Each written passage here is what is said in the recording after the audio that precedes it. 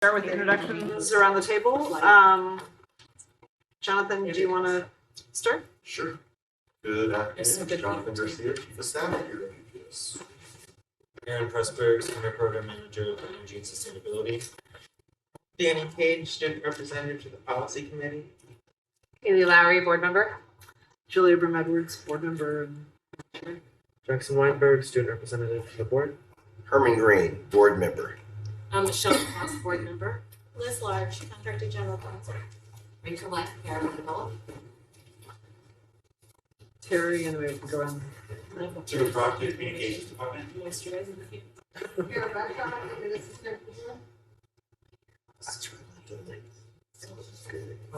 Jordan Burns, confidential executive assistant, all script helper, ESG representatives.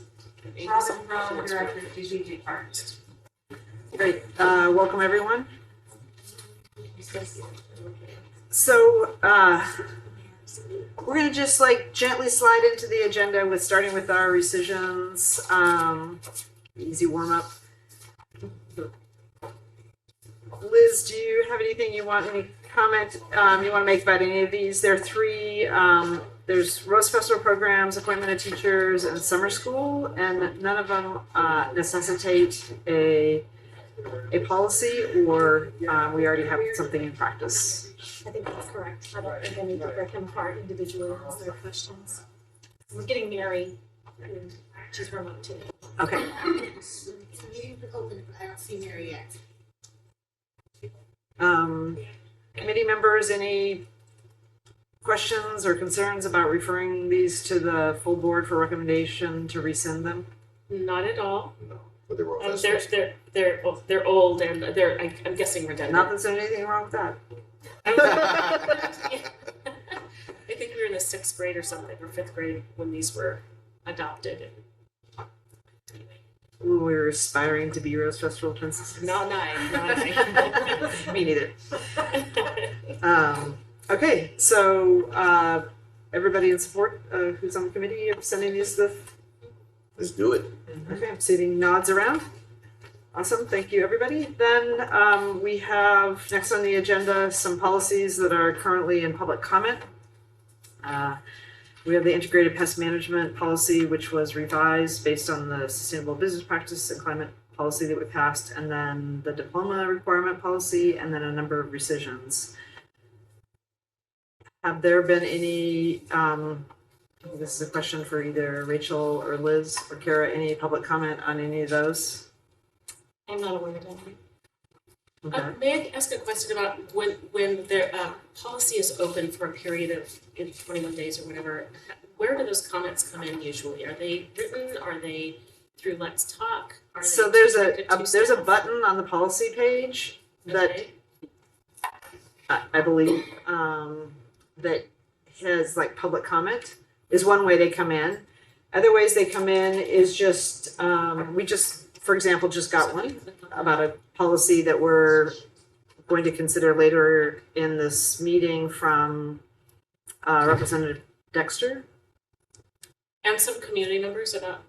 Yeah, so they come in from right away, but there is Liz I'm showing thinking you? about a layperson that might not be an elected. There's a school board email address to click on the draft policy. I guess I'm wondering if we might put a button, or something. So, I mean, you'd have to dig down. This is for people that are very well informed. Great. To see the policy, so you probably have to see it to comment on it, and it's on the front page.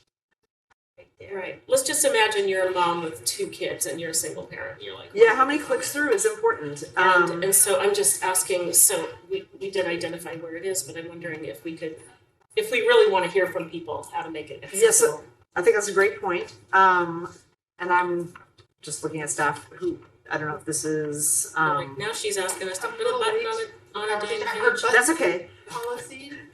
Actually, one other thing would be, it has draft, I don't have it in front of me, something like draft policies for comment. It would be great just to have the list and then a button that you could.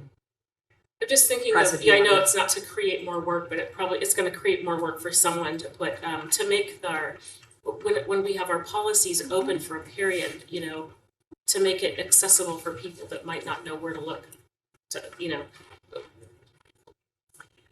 It just, to make it really easy for a layperson to come in after work, after cooking chicken, and want to give input, and it'd be easy for them to find without digging down. So a way to find them, way to get to the draft policy page quickly, and then to easily link to some comment.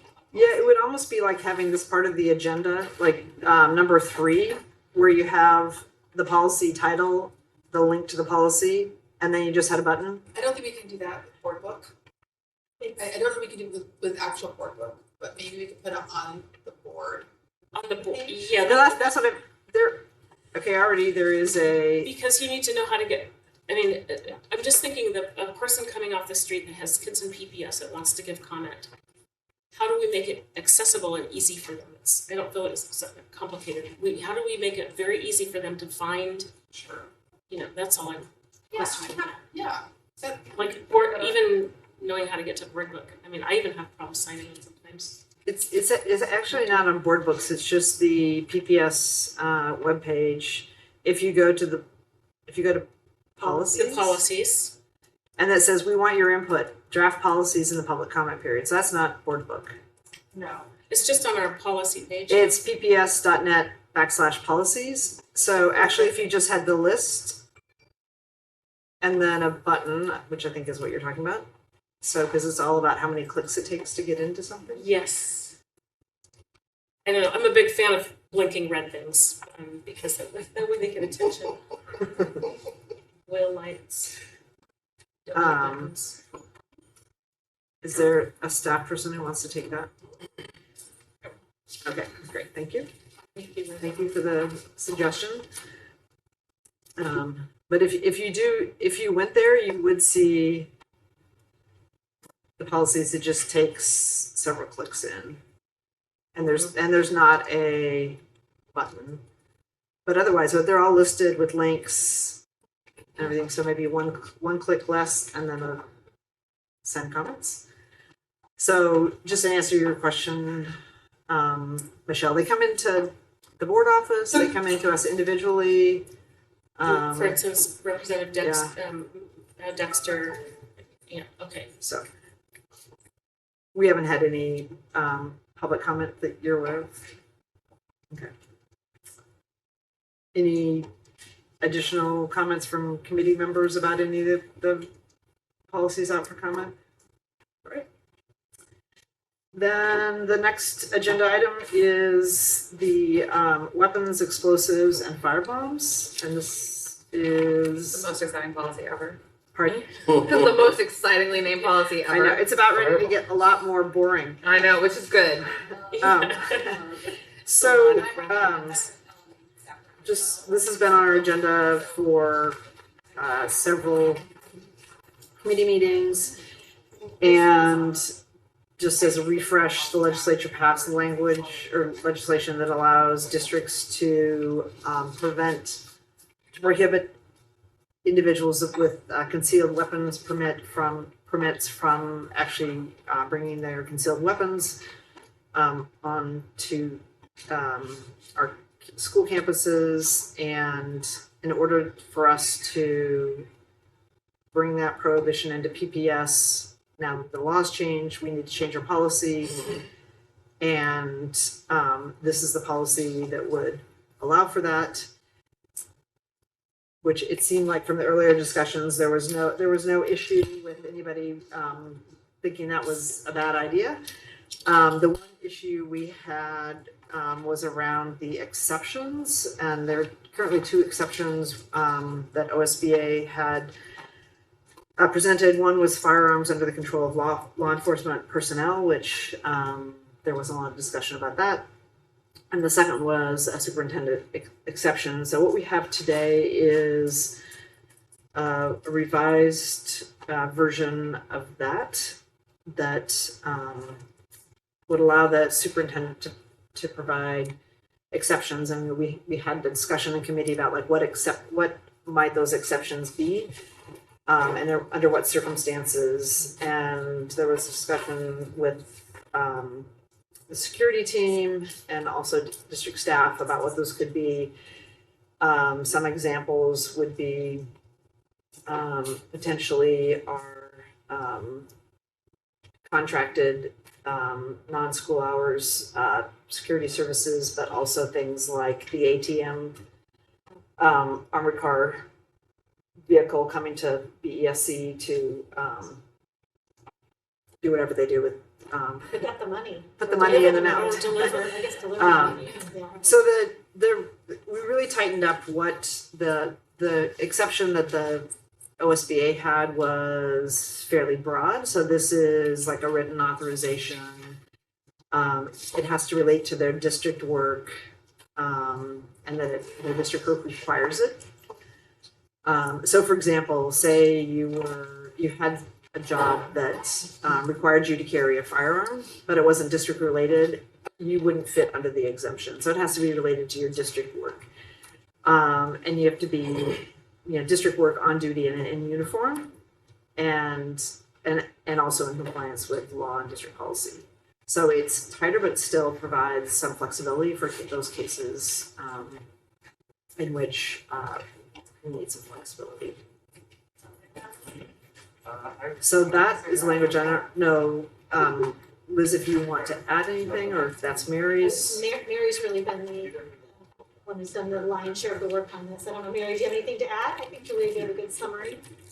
I don't have anything to add. I think that's those are the exceptions that you have articulated, are the ones that we had in mind that are currently in place. So committee discussion or questions? That makes sense to me, and I think again we wanted to have a small enough container to restrict, but big enough to make sure that like the people bringing the money can do their job properly. I think the next line about a weapon is any instrument, article, or substance which is designed to be readily capable of causing death or serious physical injury. To me, that allows for mace then, because I don't know that it causes serious physical injury. Because that was one of the big questions. I remember we had talked about students, that a lot of especially female students have mace on their keychains. And we don't want students to be targeted who are maybe walking to their car at night after a basketball practice or something and have that as part of their off PPS grounds kind of safety protocol. So am I correct in saying that mace would not fall under that? My understanding, Mary, you want to go ahead, Mary?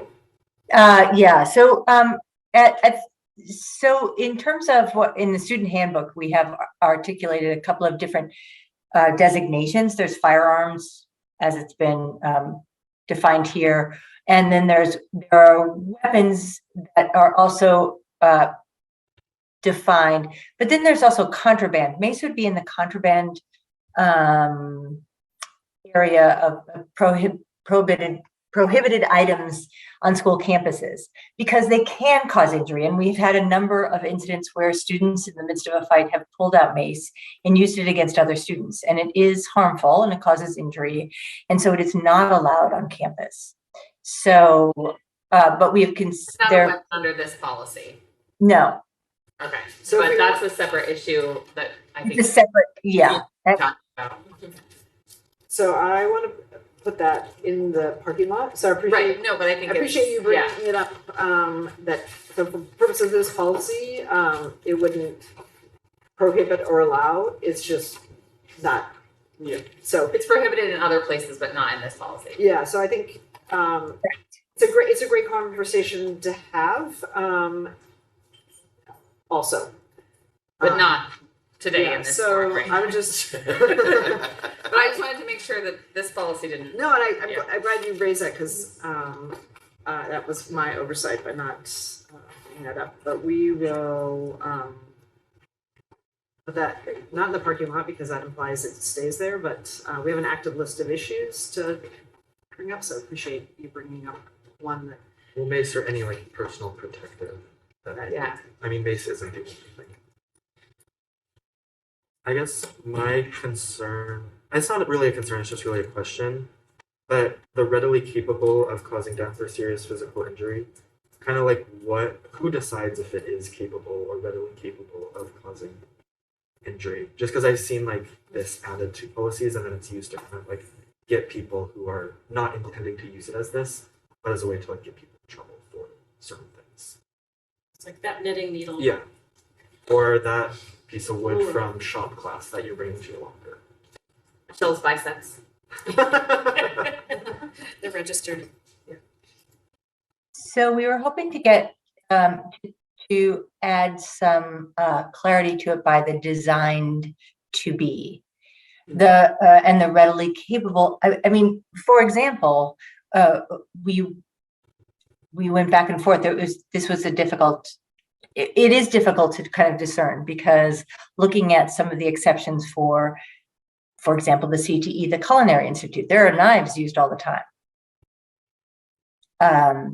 But I think we would not view them as weapons unless, and then you're looking at intent, right? And that's I think to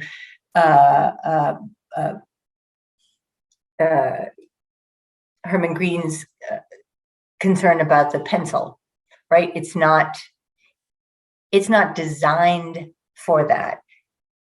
Well, especially if we're asking teachers or other people in our district to like be the best judgment when we've seen like the disproportionate outcomes of discipline along racial lines.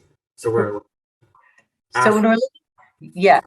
whether it's The decision makers are for employees. It would be, I think it would be the supervisors or who'd be looking at it. And for students, that would probably be the school administrators. There's there's an appeal process and the suspension and also the expulsion. And I think it moves through there. I think in some of the concerns we're raising that are being raised about how this impacts students who may be carrying prohibited items, or how it's being impacted in terms of disproportionality.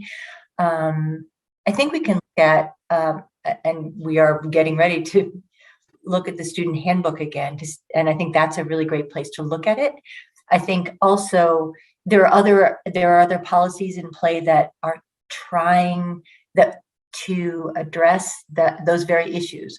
For example, the search and seizure policy has now a bias component, as you know, and we are tracking all of the searches we're doing. So it's a Google form so that we can see on an annual basis, what is it looking like in terms of disproportionality?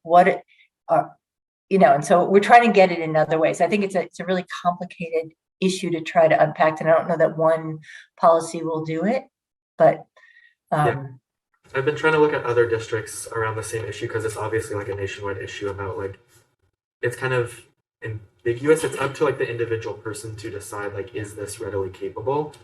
And like typically that's not the best policy decision to like just allow like an individual like to make So that it's not, determination. it's also language that comes Yeah. from other statutes that Yes. talk about definitions of weapons and deadly weapons. So Mhm. it isn't pulled out of thin air. It does come from Yeah. other references that we have not researched Yes. what court decisions said about that.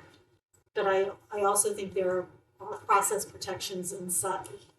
If anyone were, there's a criminal liability Yes. for this. This is like what happens in our lovely school buildings with our children. Yeah. And there are process protections for anyone who may have a consequence for violating this policy as well. So, I think I'll just. Yeah. One more thing to add, so for like a teacher, would they have to, because you mentioned, Mary, administrator, so a teacher would their administrator be a principal? I'm wondering, like for people who are contractors in a school, would that also be an administrator as well, or how does that play out? You're muted. Start with that is a great question. The contractor, so you're thinking of a contracted employee who's coming in to do work with us. So the administrator would have the initial, I think if they were concerned about it, the responsibility to safety to the students and the rest of the school resides with them. But I think they would work in concert with the contract holder, and some, that's depending on what the contract is. If it's one of our ResJ partners, that might be with Danny Ledesma. If it's, I can't think of any other contract holders, but we have many. So I think it would be in the context. To operations, doing construction on site, all those. I mean, I think the contractors are the easiest of the categories, students, employees, and contractors to address. Is there going to be an administrative directive, or is there one already that is attached to this? I don't think there is one on its face. I don't think there needs to Needs be. to be one? I mean, Okay. I can't promise that we won't think differently about implementing, but I don't think there needs to be. Are there any other questions or outstanding issues? We have to make sure the signage is up and do all the things to get the benefit of the statute, right? So there's executing on this policy, but I don't think Okay. we need to write it. Are committee members comfortable sending this to the board for a first reading? Yes. Yes. Yeah. Okay. Great, and I think I noted earlier we had a, for what it's worth, and maybe we can just submit this for the record for when it comes up, but email from Representative Dexter in support of, no, not in support of this, it's the next one coming, sorry. But I'm sure she would support this too. Yeah. Sorry. Okay, so another one, Michelle, for first reading. The next agenda item we have is the draft climate crisis response committee charter, and also the application. And I don't believe the application needs to go to the full board, but the charter traditionally, I think, with CVRC and the BAC have gone to the full board. So we could take them. I mean, there's a lot of similarities between the two. There's text taken directly from the charter that carries over into the application. Can you talk about the process to populate this committee? Is that jumping ahead of the gun? I'm sorry. Can we do the charter first and then the application, if that's okay? Okay, absolutely. Sorry, Because I think they sort of multitasking fit, today. together.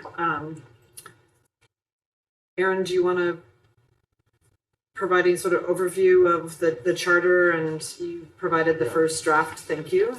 Yeah, so the charter was drafted as a directive from the policy. So the goal is to staff the committee, the board will appoint a committee of community members. And so the charter, as you said, Julia, is largely kind of the format is largely taken from parts of the BAC and the CVRC. So it's kind of boilerplate language, but the real substance is on page 2, where we talk about kind of the experience, expertise, and understanding of what the committee member should have experience in. And that's that numbered list 1 through 7. Other than that, it's largely similar operations and term limits to other committees that we've seen. And if I may just offer a timeline, as this body knows, this is of urgency and a priority. So we want to move quickly in launching this committee. So we would like for the committee to officially launch in July, in the new year, if you will. So we've created a kind of backwards timeline that obviously from now to July is aggressive, but want to start getting recruitment out there. And as you all know, these positions will all be appointed by you, board members. And so we want to give you plenty of time to review applications and the likes.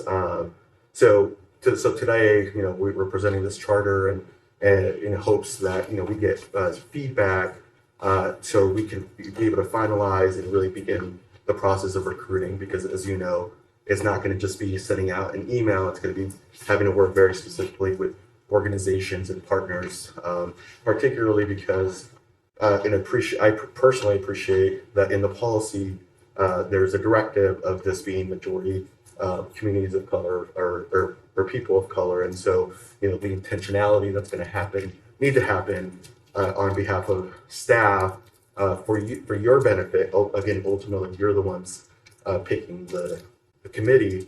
So I'm sharing that context and that timeline again in a desire to get feedback and not stall the work. So just wanted to share that. That's great. Thank you, Jonathan. I think that the other piece about moving with all this speed, there may be sort of budgetary pieces that come through, but also because there's 2 student positions, which for a 9-person committee, or more than 9 is a lot. And we'll want to make sure that we catch people before the school year ends. May I make a comment about this? I appreciate what you said about the communities of color. So at my job, we just kicked off last week climate heart standards, healthy homes, environmental equity, anti-displacement. Sorry, I'm forgetting the R and the T. T is for temperature. And so it's a coalition, made up of a coalition of almost 100% organizations led by people of color. There's 44 of them here in Portland that we never hear from. But they're very active in climate justice work for the city of Portland, and we're engaging with building owners and tenants to come up with a climate strategy that will help impact buildings. And as a part of that work, I just saw slideshow was shared with us that talks about and we've got heat maps where the heat domes are happening in Portland.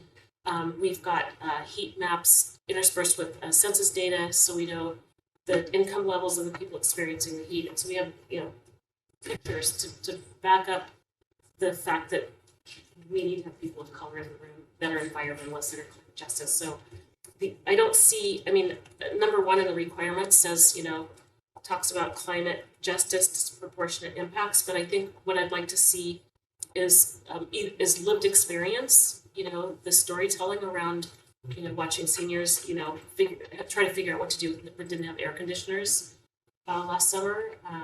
The stories are really compelling, and the impacts, as we know, are first and hardest on communities of color. So I just want to kind of reiterate what you were saying, like the urgency is not, it's not a white environmentalist issue at this point. Best practices to recognize the voices and elevate the voices of people of color. So we're asking for like climate change and climate literacy and all these words, but we actually have roomfuls of people that can speak to all of these things that might not even cross off climate literacy or greenhouse gas emissions knowledge.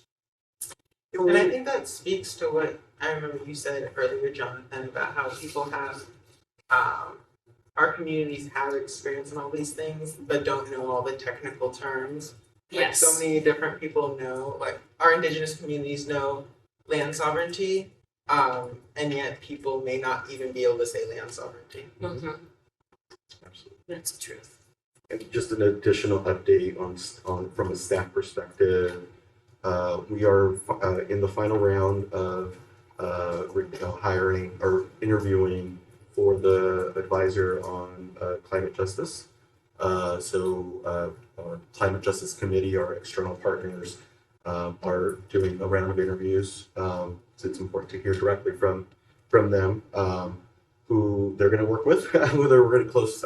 So again, the hope is to have this committee really structured in place for this person to land and really take on this work head on. So. Jonathan, that leads to a question that I have. When I look at the charter, it doesn't specifically reference that individual. Do you think we should have a reference to them, or I know there's reference to other staff, but so I guess I would look to see whether that's something that we should include in the. Yeah, I'll defer to staff to the team, but I think if it makes sense. they're going to be the staff lead, really advising and providing the resources for this committee. So yes. And one question about student membership. So if a student does have like experience in one of these 7 areas, could they apply for a 4-year term as like a community member, or are they only allowed to apply for like the 1-year terms? I think the intent was students serve 1-year terms. Okay. But I think this is for the committee to decide. So the committee wants it, I think it's drafted with the view that students would have 1-year terms and non-students would have 4-year terms. Instruction with the STEM would start. Yeah, and I think the rationale behind or our thinking around a 1-year term is really to, one, students want to enjoy the diversity of the high school experience, get a different version, voices and thought, different leadership positions over the years. I think in the fact that, the student representative role, I would assume plays a significant role in selecting the student representative for this committee. That changes every year, so giving them that opportunity to do so. Because again, the other ones are every 4 years with the Board of Education.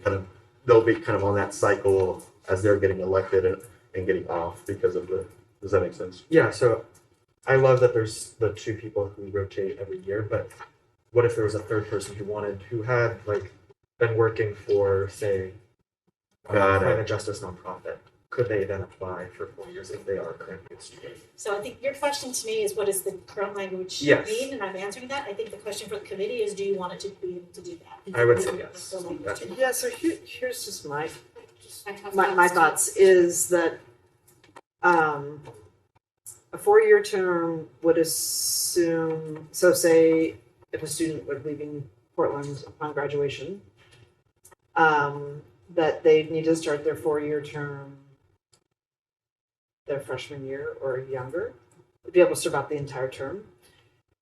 Is that another way to maybe do that, to gain the expertise of somebody for more than 1 year, is to allow that you could have more than one-year appointment, just as a. So you're saying, That's allowed. so you're saying like there's like students would have a 1-year term but could like apply for another year?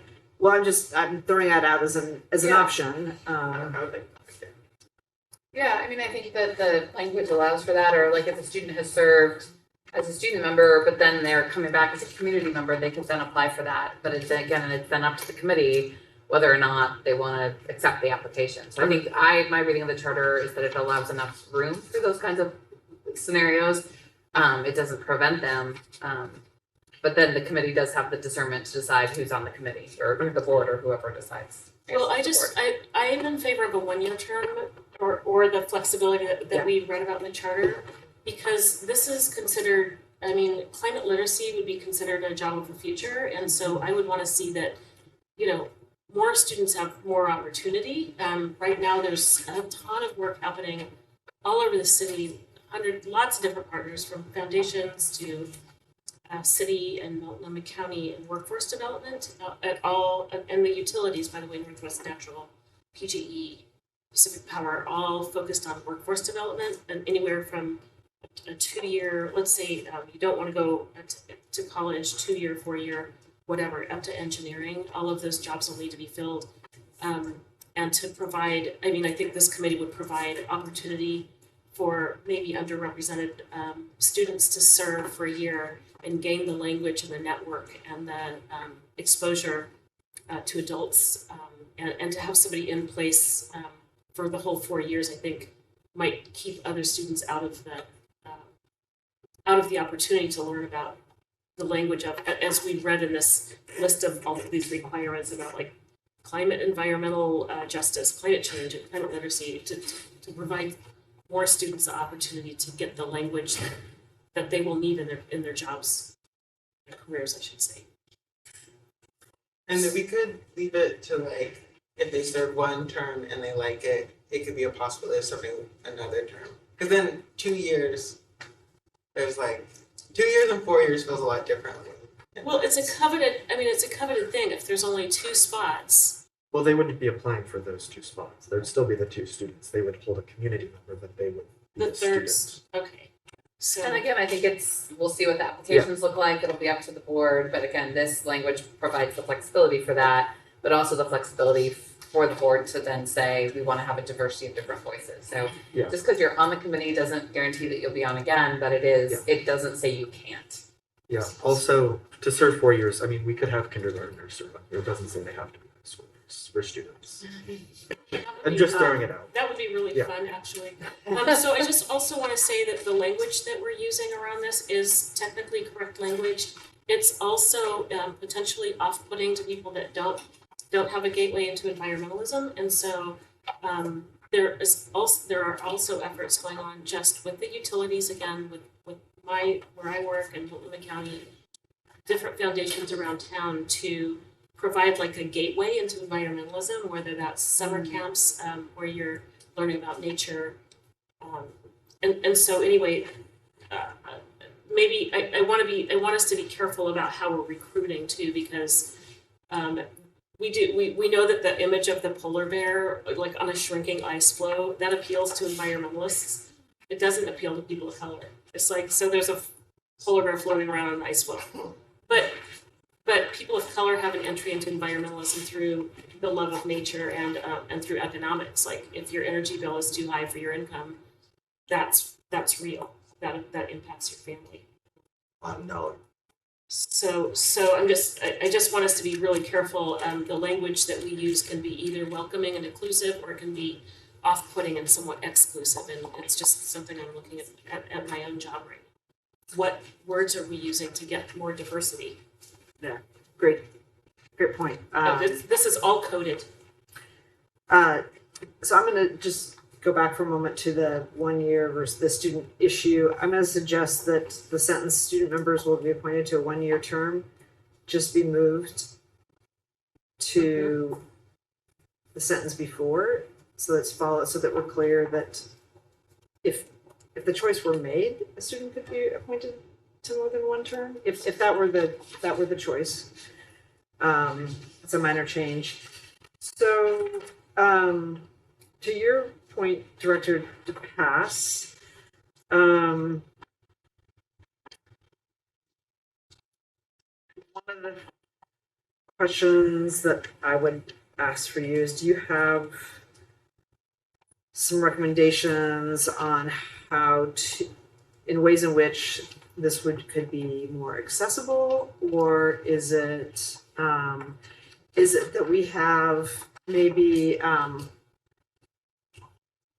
I think maybe the most important thing, so there's 2 things: the charter, which I think is not necessarily the document, but I think the application, maybe it's this section that you want to be most accessible.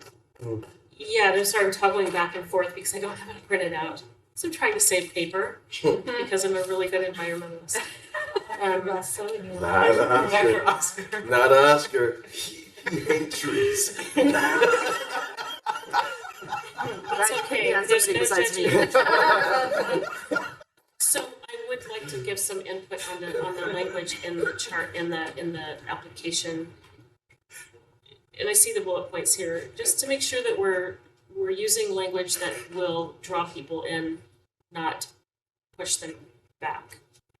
We want it to be attractive for a diverse group of stakeholders. So Chair DePass, if from a staff perspective, if you can work with Roseanne on that, we're again trying I would love to move forward with this. So as soon as you're able to, want to finalize soon get it. I would include Aaron in that Yes. too. Okay. Yeah. We might need to schedule a meeting over lunch or something. Get it done in the next few days. So we have 2 things. The charter, which should go to and then the application, and back mapping the application process in order to be up and running by July. So I have again. What I'll do is send a bit more of a detail, but really hoping at the latest for May 10th for the full board approval. of the committee charter. And then that will give us the entire month of May into June, recruitment, kind of a month and a half or so of recruitment. Then in June, we're working through some of the details and the work, and having the board appoint either June 14th or 28th, depending on. Again, this is a rough timeline, but So if we, I'm trying to think, the next time we have a committee meeting is 3 weeks. Is it before the 10th, the meeting on the 10th? It's right after. It's what? It's right It's after. the day after. It's the day after. So the question I have for you, Michelle, is the application. Can we send on the charter, which is aligns with the other committee charter structure about conflicts and everything, and that the application, which really doesn't need to be approved by the board, that work happened separately, but aligned with the timeline. Yes, so Does this is just an application to make the application friendlier.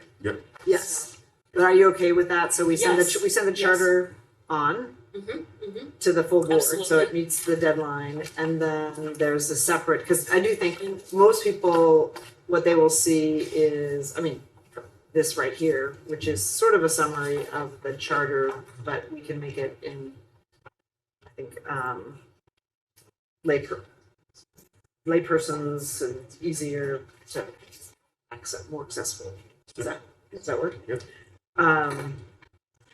I do have a question for the chair and the committee. As I was reviewing the charter, one of the questions, and this is not a dig on any of our other committees that exist.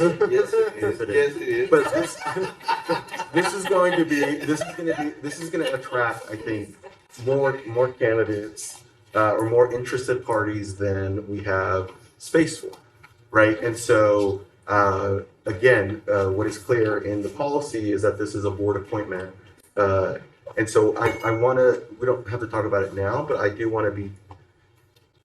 I would love to hear kind of thoughts around the role of the board in being able to, select and bring the slate of candidates for a board approval.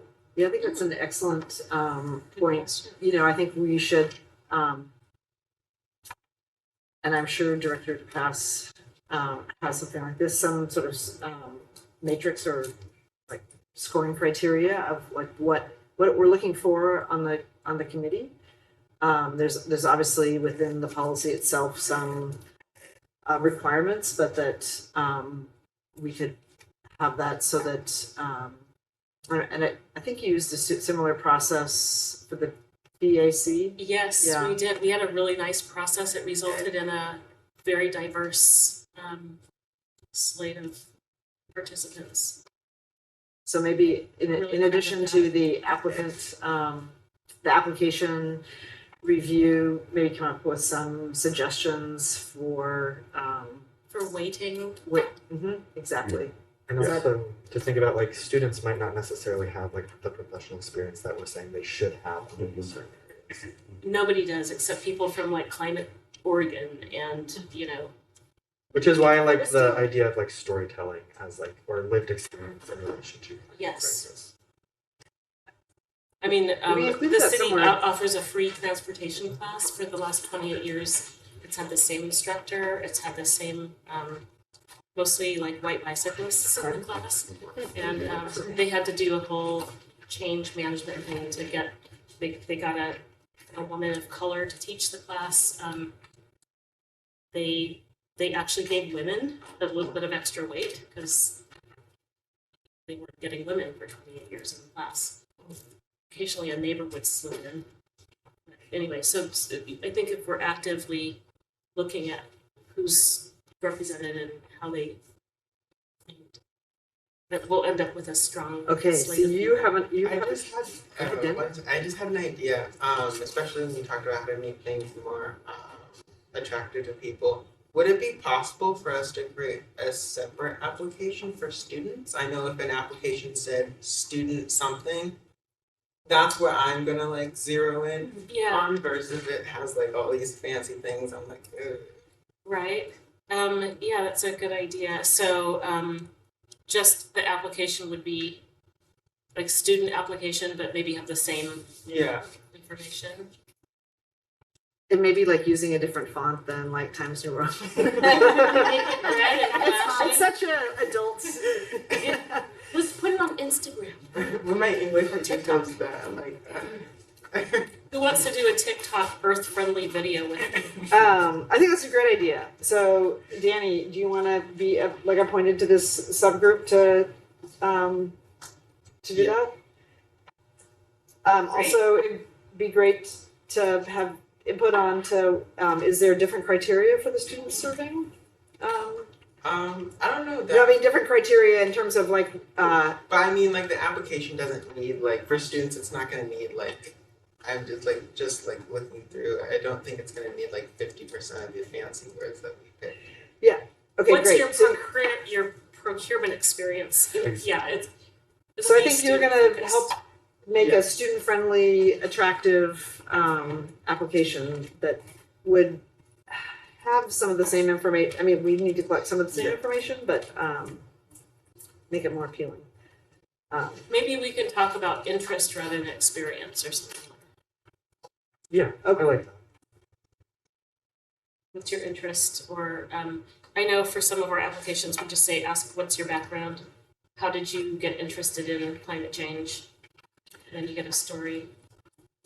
Okay, so we're gonna change the charter. We're gonna send. I'd also say make it shorter, because like the longer an application is, the less likely someone's gonna fill it out. Just like surveys. Well, the thing is, like, you could take out this whole Yeah, school experience exactly. piece. I mean, so you could get down to 2 pages.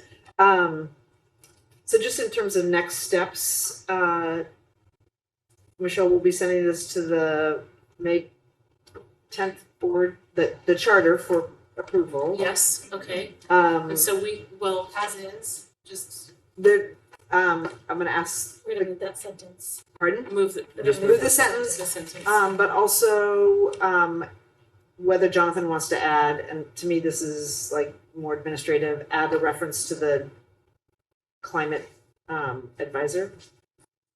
Okay, that's right. Is everybody in the committee okay with that? Yes. And- Okay. Titles tend to change, so I think about that when we put job titles into long-standing evergreen documents. It's not a. Or maybe it's a lowercase, more generic. Yeah. Like the district's climate theme or whatever. Okay. Or you can come back and say, we'll leave it as it is. Okay, so we're gonna send the charter. I just had one clarification, it's not a change, but for the committee chairperson, that it can also be a student. We're not like saying that students have a different role than the 4-year termed people on the committee, Say that if that again. makes sense. So like there won't be like their membership, the students' membership on the committee will be no different except for the term length than of the community members. They're gonna membership. have equal voting. Equal voting or access to be committee chairperson. If that's what the board decides. Yeah. Mhm. Okay, so we're referring that, the May 10th meeting, the application. Michelle, you will work with Danny and Jonathan and Roseanne and Aaron. Roseanne and Aaron. Is that work for And everybody? Danny. And once we get a draft of the application, maybe just circulate it, and the student app, just circulate it to the committee with comments, not to be in a group email, but comments back to Okay. you, and then we can also feed maybe recruitment strategies to Jonathan and myself, and we'll. Okay. I mean, how did you envision the recruitment going? Was that each of us Well, I think each of us and then, recommends a person or a group of people or? well, I think it should be a variety. I think that we'll get the strongest and most diverse pool by not only sending it out to organizations like, say, Apano, or I mean, just if you think about all the different Yeah. orgs we could send it to, but then also like I know somebody who would be a good fit. Okay, And yeah. they may not, you know, this may not ever cross their desk unless I reach out and say, hey, you'd be a great fit. Yes. So I think that there should be some individual recruitment and sort of broader base. Okay, we actually, for this work I'm doing at work, had to, you know, we're like, the NAACP should be there. Couldn't get in touch with anybody, couldn't. Shocker. Finally! But today they showed up, like we had 2 members from the NAACP. So we had to make some phone calls like several times to some organizations just because their capacity is really low and their people are out on leave or sick or whatever, so. Everything takes an extra day, 48 hours. Everything, phone calls to get returned. So anyway, that was one of that. So I think that outreach, personal outreach would be great. And then we can post it to, if we need to post it, there's a mailing list of like 2,500 environmental professionals of color here. Great, well, we'll count on you to. These are like strong environmentalists, like Yale School of Forestry. Which y'all have all of it. Might be rough to wade through those applications. One item on the charter is there is a notation about needing discussion. This, Michelle, goes back to the conversation you and I had last night about whether it's climate justice or environmental justice. Right. And we're gonna leave it as climate Climate. justice, just so it's consistent with the other language. Environmental justice is an equally important concept and Yes. something practices we're carrying out across the district, but for this is specifically climate. Yeah, these issues, so today I heard a story from somebody that bought a house in North Portland and had never had asthma, and all 5 of the kids have asthma from living in a home that they bought that's got toxic soil, bad air quality, blah, blah, blah. So they're interconnected issues, but I think the consistency of the word is good. We're focusing on climate. We recognize that environmental justice is interconnected with climate justice. It's all one Earth. And actually, Earth Day is coming up in 2 days. No, it's today, isn't it? Well, I think it's changed. It used to be the 20th. 50 years ago, in 1972.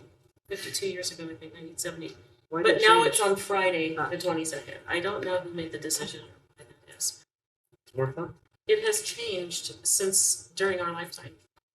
Is 420 is another holiday now? Maybe. Oh, it is. Oh my God. How would you know The that? pastor keeps surprising. Yeah. I'm going to look for Roseanne. She was here. I watch cable.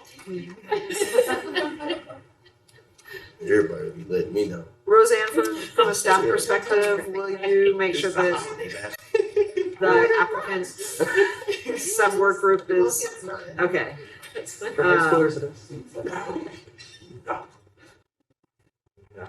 Yeah. Okay, anything else on those agenda items?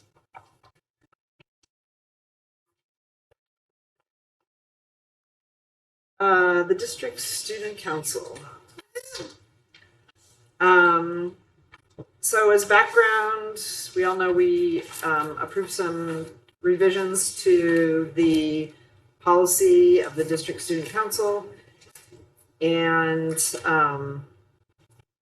the student rep.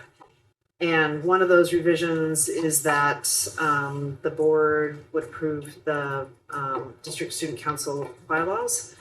And so this was like a massive undertaking, and Oscar has led the process on behalf of the DSC.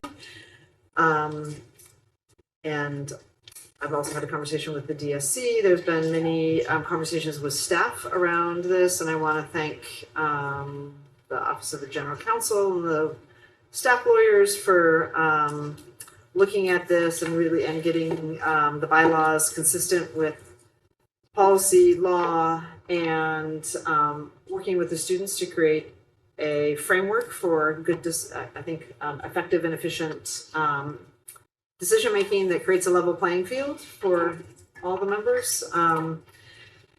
And so we have a draft before us that has been wordsmithed.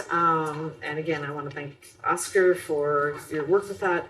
And yesterday, why don't you present what was presented yesterday, Oscar, and where we are, and then we'll talk about the committee's action. So yesterday at our DSC meeting, we approved all of these changes as so now they are, once the board approves them, they will be our bylaws. They were approved unanimously, and people were, I would say, pretty enthusiastic. Great, thank you. And Jackson, you had one small change that you would like to It's just a couple. There's a couple like grammatical things that would probably be fixed up before they go to the board. And then under 3A15, it says notify the DSC how they plan to vote on notice board matters. But the full thing is the roles and responsibilities of the student representative shall be to, there's a list, and then number 5 is notify the DSC how they plan to vote on notice board matters. I just wanted to add when requested, because it doesn't always make sense to take up meeting time to say I'm voting yes on the consent agenda. I'm voting yes to for Teacher Appreciation Week. Like there's some things that it's redundant to do. I was telling Jackson, is like, I left it in because it's like, I can't believe he does that. I don't. But apparently he doesn't. In practice. But if they ask, I think I appreciate it. That I mean, it's so I would ask that the draft that we have before us include that change, and that also the grammatical or changes that you have that you work with staff to include them in the document that goes to the board. And so I guess These all just seem like Scribner's changes, so I'm okay with recommending this to the board with those minor edits, really, because they don't substantively change the content in my opinion. right. There's So also there's one other thing. Just Oh, under okay. 7A, it says 1 year of experience on the district student council. Most students don't have a year of experience when they are voted into office. Exactly way 1 to year. keep people out. So Well, it's just like one term. Would One be more term instead of consistent. 1 year. because Yeah. Would be more- it's like the full year is the issue. Okay, yeah. So I think that's an editorial. Yeah, I think there's that there's small things like that that are like the term intent. rather than year. The intent I understand. Yeah. It's just like I specifics. think that's the kind of thing needs to be talked about, that that's more than a Scrivener's error, so. The that term others versus like the it. So do you have anything else like that? I mean, I'm Substantive. If it's commas and apostrophes, we'll take those offline, but that.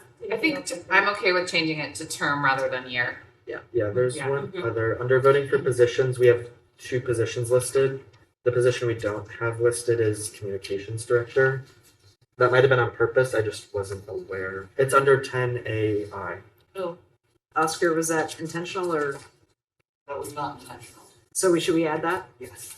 Okay, everybody in the committee okay with adding that? Yeah, and just to clarify, we're DSC is not voting on deputy student rep anymore. That's correct. Okay. Yes. It's consistent with the policy. Yeah. Yep. Just wanted to make sure. And there might have been. But in practice, we'll still do recommendation. But the student rep can only by policy.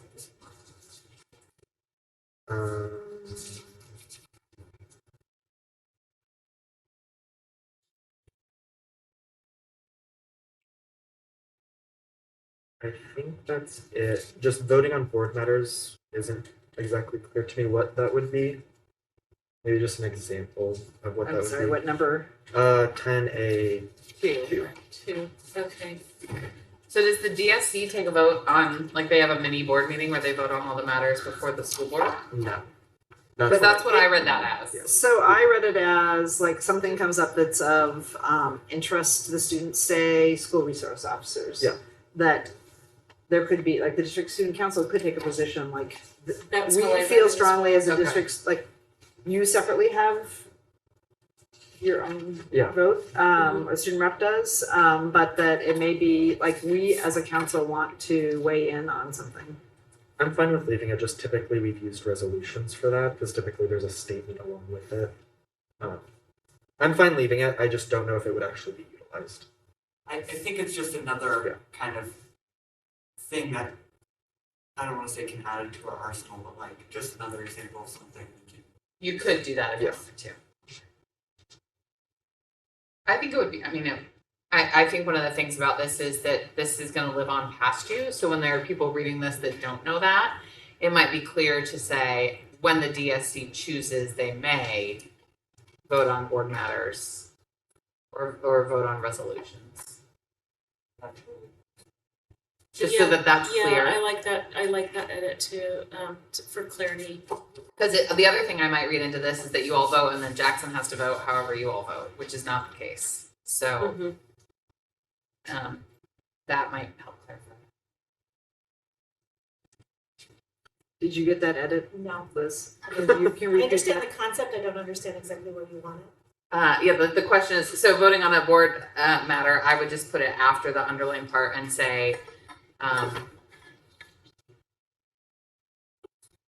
when the DSC chooses, they may, I think we need a little narrative, they may vote on matters before the board. I apologize, but are we looking at 10A2? Is that what you're talking about? That section? And I think we also, like, it's You take non-binding. An advisory vote? An advisory Oh, vote, that's, Or it's like a position of the council, I mean, which, yeah, because it is the position of the council, it's an advisory vote to the student, they don't have to. Yeah, because it is an interesting relationship, because like the district student council, while I chair that, I'm not a part of the district student council. yeah. But I think it's, I mean, to me, it's fine for Yeah. district student council. It is. We feel so strongly about this thing that's coming before Right. the board that we want Yes. to share that there is like across all this. When the DSC chooses, they may take a position on matters before the board, and then the quorum for voting on a matter. Yeah, I think the preface is Right. important. And then I think maybe at the end, like, these are public votes and Meant to and are advise the not student, binding for the student rep. or meant to advise the student rep. They could advise the student rep, like he could take it under advisement, but that then he can do what he Doesn't wants, mean- or she, right? Like, Yes. or they, whoever the They, student rep is, next yeah. year. Oscar, do you have any? No, I think that was the intent, so I totally Yeah. agree with that. And And that's the hard thing with stuff like this is you need someone outside like me who reads it and makes assumptions and then y'all tell me I'm wrong. I'm like, oh, let's clarify, because in 5 years when someone reads this, they're going to make other sets of assumptions. I can see too. how you would have I'll thought be it here. misinterpreted. Julia's just going to be here forever. Instead of hey Siri. Hey Siri, hey Julia. And sorry, last thing. In a previous copy, there was a process to remove or replace leadership team members. That was removed. I was wondering why. So that was removed, I think by me. it was, Oh, because we went round and round about that in the past. Yeah, Well, No, it's not- that was for something different. that was something different. Okay. we removed it because it would have seemed, there were concerns about it would have been kind of, you're entering a leadership position with fears of kind of punitive action against you. Yeah, so the thinking was, it was originally worded as like like articles of impeachment. Yeah. And this is designed to be a leadership, I mean, an opportunity for Development. students to learn, and we anticipate just like board members, student leaders will make mistakes. And so instead of having like in your bylaws a removal process or an impeachment process, but that seems like that would be counter to what we hope The spirit everybody's of the experiencing. position. Yeah, I'll just give one example. I'm fine with that. But say, no hate to you, Oscar, but say if you're the secretary, you're expected to be taking notes in meetings. If you're not fulfilling that role. Should you still have the title of secretary if someone else is actually the one taking notes, organizing the Google Drive, fulfilling the role of secretary, but without the title? My interpretation of the change was you can go ahead and remove some leadership, it's just not necessarily specified. Okay. Yeah. I think Yeah. that's a good, again, trying to make We can it, put that under agreements. yeah. We can put that under like agreements because we have like a communication. Yeah, because Yeah, that's a again, good we call. want this to be a positive experience, not Yeah. like, when what you're sending off to college applications, like I got removed from a leadership position. Yeah. I understand that. Okay.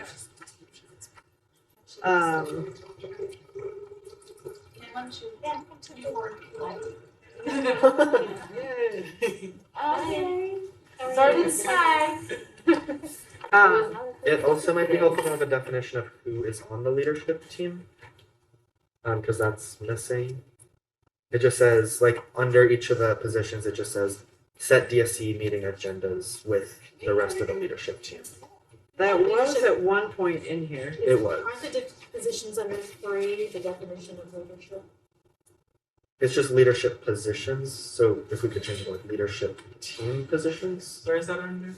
it's I would- Just the title and Under 3 three. leadership Yeah. positions.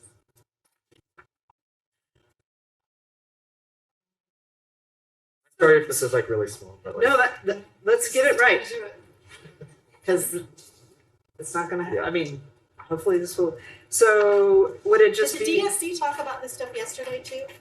There were, conversations, but there weren't in depth. Okay. You can hear. So are you- yeah. Also, like technically, I'm not allowed to like vote on resolutions, so I can't like say. So a question on the, You can't, there's talking and voting. Yes. Yeah. You're allowed to. I did, and then I said I'd just bring it here because we didn't want to have the whole like back and forth. so question, are the positions listed in number 3, the leadership team positions? Yes. So, can we just have a comma? And I just These are add mean- team between leadership. Yeah, just and add leadership position. team. Yeah, this, Yeah. that'd be- okay. Can I ask, sit down, can you raise some questions also about the deputy superintendent? Deputy student representative position, recommendation. Do you want to ask your question? Yeah, so I think so for folks who may not know who I am, my name is Yensei Chow. I'm the student engagement specialist. I support the DSC here. My only concern is just like with the DSC being able to still recommend a deputy, I'm just only worried that if it differs from the person chosen by the student board rep, will there be then tension or contention given that? And that's my only concern. Like, I don't want to have that kind of mix into the vibe plus anything that. So, I thought we removed that. so we We did remove it. You do not, by practice, we have allowed the deputy to be voted on as a recommendation, but that is not specified in bylaws. So in theory, if a leadership team didn't want to do that, they are more capable. I think they shouldn't, to be honest. Well, I think we took that out because it's not consistent with policy. So I'm just thinking like in the future, like I'm hearing practice and then theory and I know it's taken out, but I'm Yeah. like, I need to understand that it's clear that it's not happening. So I The think policy under is- voting, The policy is very clear. Cool. under voting, it says the positions of student representative DSC and DSC manager are the two And two communication. positions And we're adding listed. communications. And we're adding communications. I think we need to, it would be helpful again, just to clarify that the deputy student representative will be chosen by the student rep. It's in the policy. It's in the policy, You don't okay. need it here. Okay. It doesn't, Great. but the bylaws will not, They don't trump the They- policy. they don't trump the policy and they don't define every scenario. Right. So what Ian is saying is that the bylaws should prohibit it. And what the bylaws currently do is it's silent on it. And those are very different things. Right. So if we put in the bylaws everything that shouldn't happen, it would be a very long document. Yes. Yeah, I think Fair. the best thing I would say, and maybe this also is dependent on the people still being at the table, but we had it was in there and we removed it. And to me, that says something, is that this is to be aligned with the policy, which the policy is very clear. It's the student rep gets to pick. Yes, Okay. that doesn't, but that's That's different than the issue she raised. Right, I just but wanted- I guess I'm not gonna be in the practice of anticipating everything that could happen. Well, it does. It has happened. But we're really clear, the board is, of who gets to pick it. And so I I don't think guess, that's in question. I guess I would say, Yeah, that's clear. you know, I have a strong point of view. So if the group came up with like, we're gonna, even though the policy says you get a pick, we're gonna recommend somebody else, or we're gonna recommend something. It's a throwdown from the council to the student rep to say, we want you to pick this person. I think that's just and there's nothing that says that they formally or informally can't do that. And I think that's culture and group dynamics management more than it's bylaw governance, since it's clear who makes the choice. That the governance is that the student rep makes the choice, but. And I would come back with a very strong point of view as a board member that we have a policy, and the policy is very clear. It's the student rep's pick. Right, but Right. I feel like we're doing this on the, because I'm there, I don't think that's in doubt. Are you suggesting we do something different, maybe? No. I'm Okay. suggesting that we're clear on what we're doing and not doing, because these are fine distinctions, but it's actually, it sounds like it's a real concern, so I'm not articulating a point of view on what it should say. I actually don't think that bylaws should list all the things you don't do. But there may be, even if it didn't, a small group of the student council, of the DSC could say, we think you should pick Roseanne. Right, I mean, those opinions will be generated. So how finely they're managed, I think, is not in the governance document, even though it's without So we're question agreeing. that the DSC. We are in Yes. agreement that We are the in student agreement. rep picks it. What I think what I hear is the DSC can tell the student rep what they think. Big recommendation. They can make a recommendation. They can tell, but that and then you're again what you're saying is you feel like that could be a source of tension, which it could be. Which is. And I think Or what I'm hearing is it we can't has legislate our way out of It has tension. It has been a source. Right, we can't. I mean, that's the part of it is we can't write rules to prevent a tension and think of every scenario that could happen that could cause conflict. So it's how do we give you enough to sort of manage it in a healthy, supportive way, but knowing the clarity of where the decision making falls, and that's the struggle. So, okay, there's a couple ways to do this. Like, we've now created some legislative history here in this meeting that, Oh, sorry, go ahead. pardon? You'll be here to tell people what it is, so go ahead. Well, just for the record, the other thing we could do, that could be done is like in a committee report, we could be very clear. I mean, this was a whole topic of conversation when we went through the drafting. So we could also include something so that there's a like relic or reference of what the board's intentions were, just to be clear. I'm not clear though, Julia, if the intention is they should never ever do it, or it's the to make a recommendation, or it's the student rep's choice, right? Those are two different statements, so. Or if it's the DSC's choice if they're. It's not the the student DSC's rep's choice. We know It's the that. student No, rep's if it's choice. the district council's choice if they want to provide a recommendation, or if it's the student rep's choice if they I'm want not to sure the solicit a legislative history recommendation. would show it, is actually the point why I keep talking about this in really minute detail, because I'm actually not clear.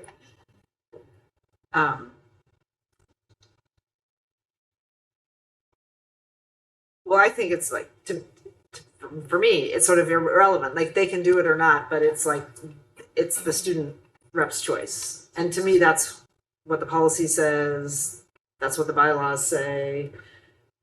And I guess I don't want to specifically prohibit it because there may be cases where the student rep actually wants a point of view. Like, you know, I'd like input on who would best complement me or who has the free time in their schedule to do it, or so I don't want to prohibit it, but I just think maybe the expectation on the members of the DSC should be, we know that no matter what our opinion is, it's still by policy and the bylaws, the student rep's choice. I And think that's both not a of those things are removable clear. offense or anything like that. I think both of the principles you just articulated are clear, so And I think in practice, it's just, in theory, it would just signify who's kind of interested in the position, more than necessarily speak to.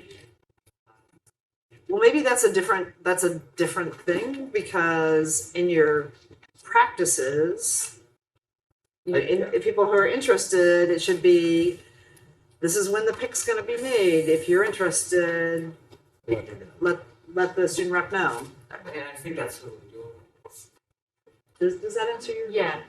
Or even if, I don't think the results of the recommendation necessarily need to be like told to the entire DSC. It could just be like advisement to the student rep. There's multiple ways. It's up to the district student council next year to decide. I think that's the conclusion we've come to.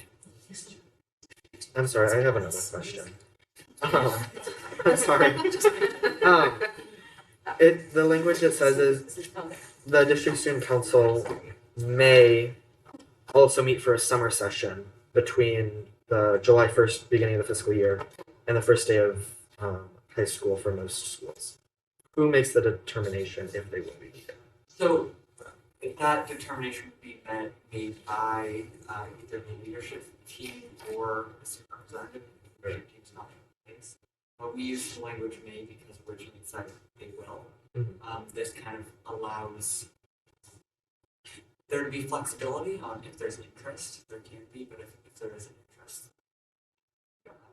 Yeah. And also And with the last, leadership. And the last thing you mentioned, like these are bylaws. There's also like how we run this show. That's all up to us.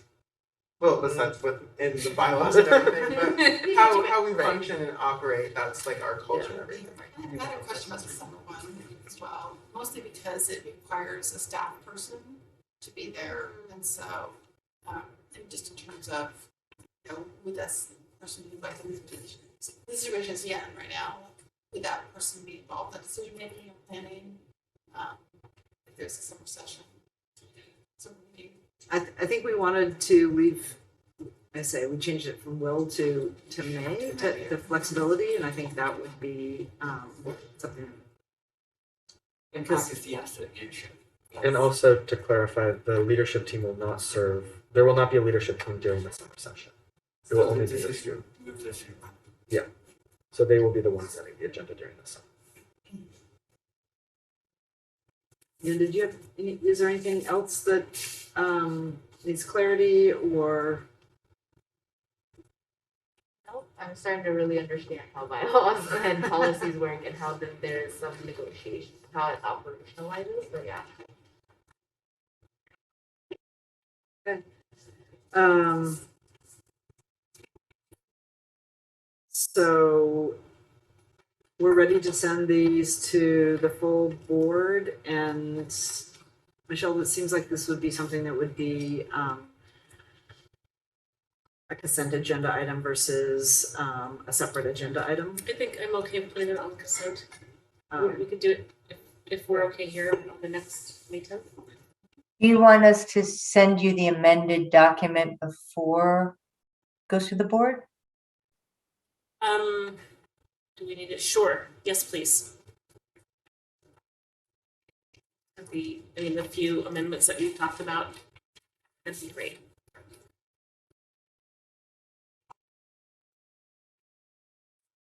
Okay. Thank you for all the discussion, and thank you, Oscar and Young, for the work on that. Thank you. The next item on the agenda, and I'm glad to see Jonathan back, is just an update on the parent groups and schools fundraising. So we, Robin and I sent out a note to the board and also to committee, the students on this committee, asking about engagement with a couple questions about what sort of engagement, so that Jonathan and Robin and I can work on an engagement timeline and strategy.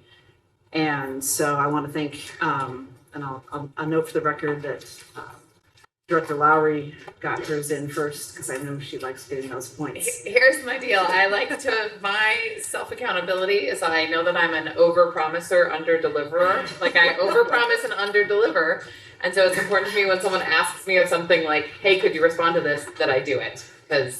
So I appreciate it. Yes. I appreciate you. I feel so seen too, because that would be me too. Yeah, that's something I've had to learn to work on. So, and I know if I don't do it right away, I'll forget. I'm also a recovering overachiever, so it's really bothersome when I can't. It's driving me crazy. Recovering. I just, I used to care. I used to. And then be the person and I'll respond there. Interesting. I respond to texts in my head and then never send them. So anyway, I appreciate those who did respond. In addition, one of the conversations that we've had since the last meeting is about the different leverage points in addition to staffing that are sort of contact points between the district and private fundraising. And Robin has created a potential volunteer donation model that we can consider. So when we get back to looking at a policy draft, that is a potential option to look at. Again, that's looking at the places in which the district actually has a role in facilitating private funds going into our schools, whether that's through contract staff or physical facility placements. And there's one more. Field trips. Field trips. So we'll also have that draft available for individuals or for part of the conversation. Anything else? Yeah, no, I think just, Jonathan? again, appreciate directors, you sending in your thoughts, your questions, your comments. Really, again, I think what we're not trying to create an us versus them community conversation, right? We're not, period. This is about how do we have a conversation as a community about, promoting, promoting the benefit, the beauty of public education and how people can invest in, but we want to be responsible and we need to be thoughtful about how we can be, thoughtful, responsible when it comes to especially private fundraising. So again, this can quickly become divisive, and it quickly become us versus them, rich versus poor, all of those things, and that's not what we want to create here. And so it's going to take you as a collective body of a board to hold that line about, we need to have a good conversation, a responsible conversation about private fundraising that does not alienate, but brings people along and really empowers the system to do right by our students. So yeah, and I would say from my own experience, like I've talked about this publicly before, when I was in PTA fundraising, I was raising money for the kids at my school, right? Like there's nothing wrong with that. I wanted the best for them. I wanted them to go on overnight school. I wanted them to be able to do parent-led art and have access to clay and the kiln. And like I wanted the best education for my kid and the kids at my school. And then as I got more involved with parent fundraising at PPS, I realized about the foundation and the idea that the thing that attracted me to the foundation, especially when my daughter was in middle school, was that it did share resources. And it started me to think like, instead of just caring about my kids and my school, the gift of the foundation was it let me be involved in PPS. I come from an elementary school that was a high poverty, very diverse elementary school where my daughter was before. We moved to Portland, we ended up at Llewellyn, which is a more privileged school. So the foundation felt like a way in middle school to be able to be in relationship with other schools. And I think there's such a great potential in our parent-based fundraising and our school-based fundraising and our community fundraising to change our definition of community. Instead of my school, my kids, how do we look at like our schools, our children, and really begin to like develop transcendent relational bonds between communities that can lift all of our kids. And I think we have a moment here, if we don't get into the us and them thing, that really could transform the community around PPS.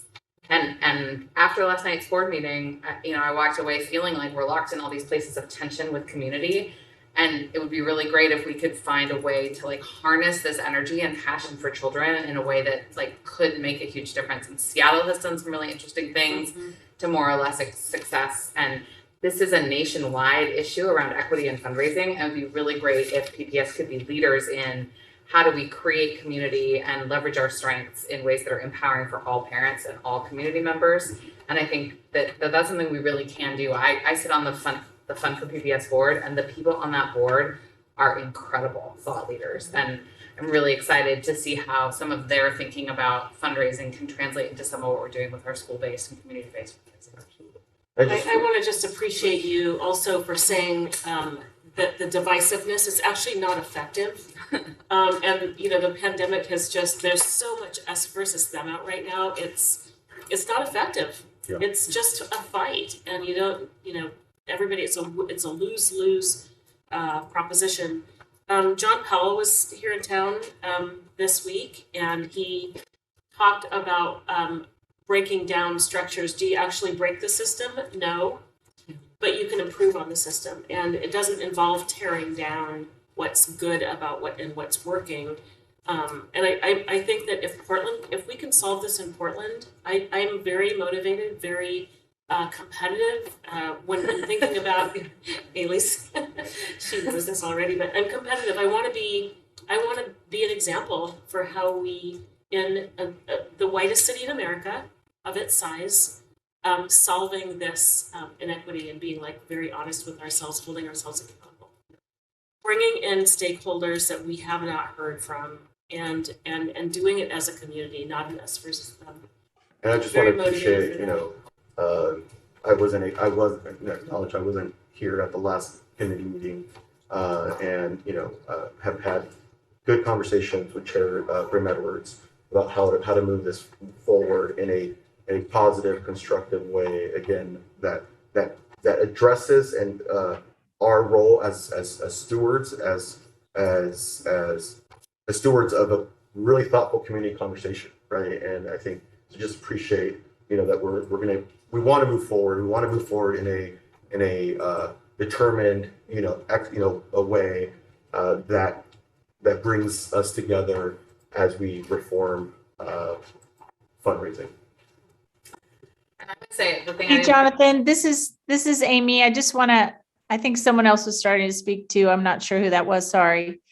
I just want to say how much I appreciate this conversation, and Jonathan and Michelle, I really appreciate your leadership in the last couple of weeks and helping us get to this 180 and an approach that's really much more inclusive and just positive about how can we do more for kids instead of how can we pit communities against one another. And I completely agree that we have an opportunity to be really innovative here. I mean, PPS was really innovative when it first passed this, that's not a policy, but when it first gave schools the abilities to create school foundations and mandated that a third go to an equity fund. That was the first school district in the country to create a mechanism like that. And PPS got a lot of attention for it. And now, you know, this is the time to make it better and to figure out how to do better and how to serve all of our kids. So I'm really excited about this, and I appreciate the positivity in the room. And I think it'll be really well received by our parent communities. And I just look forward to this process. So thanks, especially to Jonathan and Michelle for bringing us here.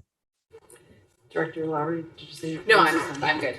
So I'm glad that there's a spirit, because when I look at the data, there is really disproportionate resources going into some of our schools through private fundraising. And so the way to move the whole community together is to actually make sure that the schools that don't have access to that get the support they need. So if the solution is we're going to continue to do this and allow schools to have lots of EAs or extra staff, or that their students have lots of field trip experiences, then from my point of view, that sort of the bringing the community together is making sure that you have equity in experiences, which is going to require more than 1/3 of the resources. Because if I look at the current resources that come out of the private fundraising, it's 1/3 is going to the large number of schools, and the 2/3 is staying, and that allows the 2/3 of schools to do a lot of things, which having talked to principals and parents and students, that's really valued, and that would be really valued in a lot of schools that currently don't currently have that. And so I I appreciate the comments that have been made, because during this budget process, we'll have a chance to like level the playing field potentially in terms of staffing or in terms of field trips or a whole host of other ways in which private fundraising gives some students different experiences. And so if we want all kids to have access to those experiences, then we need to do something different in our budget. And I think the question is, like I raised last time, is it 50% of the foundation? Is it a 1-to-1 match that you get? If you raise $10,000, you get 5 and the equity fund gets 5, or are there other, I think it's a really interesting conversation about how do we structure what that looks like? Because I think we all know that what we're doing isn't equity, and that we need to really think about changing this so that we can have a more equitable system. Well, And I think to Ailey's point, what's interesting to me about this conversation, but what's also really challenging about this conversation is that if we're going to, address equitable experiences, we're not so much talking about the foundations, because we know the schools that are raising monies for the foundations have about the lowest per student spending and just their staffing of our schools in the district, but it's about experiences and all those other sources of funding that are coming into our schools that are enabling inequitable access, whether it's field trips, whether it's booster clubs, whether it's athletic opportunities. So it's going to be complicated, but it is really important to look at all those sources of funding. Foundations are the sort of the easiest and the most transparent. And at this point, not where the real equity issues lie. I think we can do a better job in our distribution, but it's about how do we look at all the other sources of funding that are coming in and creating different opportunities for kids based on what school they're in. That's what we got to address. I also feel like it's premature to talk about percentages. Yeah. And I also feel like who we have at the table is going to be really important. Right now we have, I'm guessing most of the people are the median income or above in Portland, and we don't have those lower income voices that stand to gain the most from equitable distribution. Well, The schools that are in my neighborhood, for instance, that don't have a PE teacher or I think we heard during the In the staffing gym. process that from some of those schools when they were losing EAs or maybe a part, time of a specialist. And that is where sort of this disproportionality, there's no way they can, come up with funds for 3 EAs.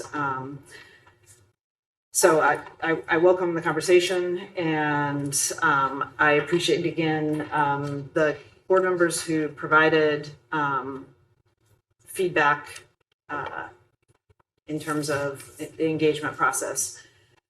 And I think the other thing I'd like to ask from staff is just a sort of this is like maybe the one pager. This is like a Robin or Jonathan on not even a one pager, but just the flow chart of how the staffing purchases happen and at what sort of the timeline and staging, just so there's visibility to that.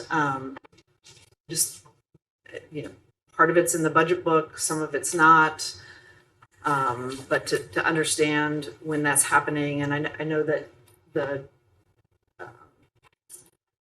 staff have made some important change adjustments in terms of when sort of, I guess I'd call it reality and in payments where the payment is paying for the staff person and the timing, so that I think just from a sense of financial stewardship, I really appreciate that work. But it would be good also to have it be visible so people understand it, because there'll be a lot of like myths of how things used to happen or how things are now happening, but just so everybody understands like what the timeline happens. And I think it's just more acute this year when there are just reductions in staff in some schools and people don't understand the process, including May I say a couple comments? One of them is we don't want to get lost in the forest for the trees, or, we need to take a 50,000 foot view rather than focusing on, the smaller elements. And also just that equity is not about equal distribution, that's equality, and equity would we would give more when there's more need. So this, this per student spending, it's an important number, but it's the kids that are getting more need more, and they need even more than they're already getting. So the other thing is that change is we cannot change systems without a little bit of discomfort. So it's going to be like putting on a new pair of shoes. It's going to take, it will feel uncomfortable to center kids that we're not used to centering, and just to be mindful of not to expect a whole bunch of comfort in the process. It may be uncomfortable, but I think the outcomes that we're all seeking will provide comfort for many. I think it'll be transformational. It will be transformational. I'm going to let you had the last word. Thank you. I think that's a good ending point. Our next agenda item relates to policy revision administering non-injectable medicines to students. And we had a brief discussion of this 2 committee meetings ago. And we have two things in the materials that were raised. We have some draft revisions to a policy, and we also have a memo.